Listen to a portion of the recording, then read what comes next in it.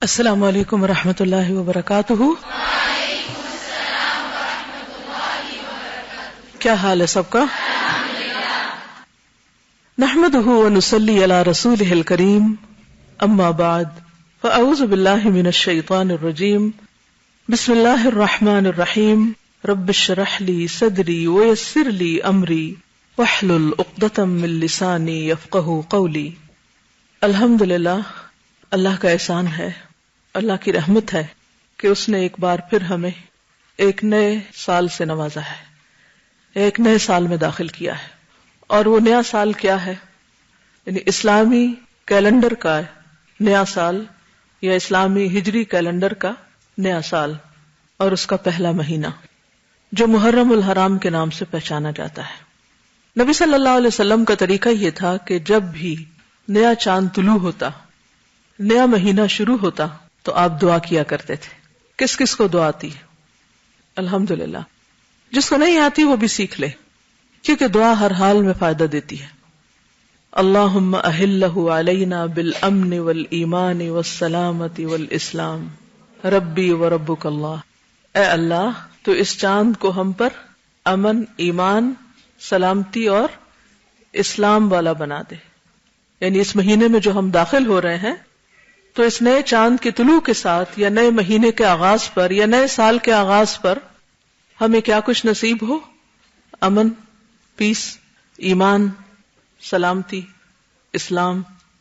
اور پھر ساتھ ہی فرمایا کہ ربی و ربک اللہ، اے چاند میرا اور تیرا رب اللہ ہے۔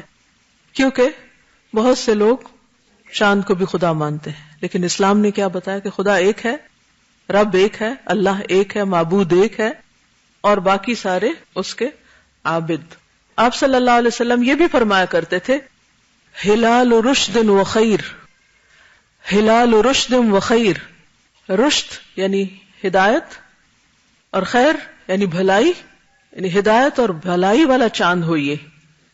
تو ہم بھی اس مہینے کے آغاز پر اپنے لیے یہی دعا مانگتے ہیں، اور نئے سال کے آغاز پر بھی یہی دعا مانگتے ہیں کہ یا رب، تو ہمیں اس سال میں امن، ایمان، سلامتی، اسلام، رشد، خیر نصیب فرما۔ ہم اپنے لیے بھی یہی مانگتے ہیں اور باقی سب کے لیے بھی۔ لہٰذا اس موقع پر اگر ہم اس مسنون دعا کے ساتھ اپنی بات کا آغاز کریں، یا جب بھی کوئی نیا مہینہ شروع ہو یا نیا سال شروع ہو، تو اس میں دوسروں کو بھی اس دعا کی یاد دہانی کرا دیں، تو نہ یہ بدعت ہے اور نہ ہی یہ غیر مسنون عمل، بلکہ سراسر مسنون عمل ہے کہ ہم اپنے کاموں کا آغاز اللہ کے نام اور دعا مانگتے ہوئے کریں۔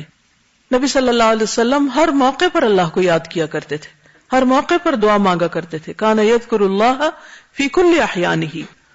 اور یہ بھی ہم پر اللہ کا احسان ہے کہ وہ دنوں اور مہینوں کو پھیر پھیر کر لاتا رہتا ہے۔ سال کا آغاز ہوتا ہے، پھر آہستہ آہستہ 12 مہینے ختم ہوتے ہیں، اختتام ہوتا ہے، پھر نیا سال آ جاتا ہے۔